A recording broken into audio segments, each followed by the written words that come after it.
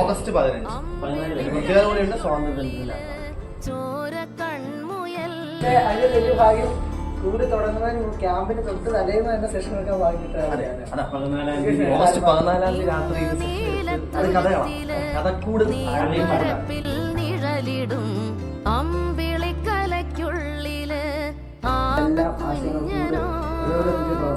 ശ്രദ്ധിച്ചാൽ മനസ്സിലാവും അന്ന് കൂടായിരുന്നു.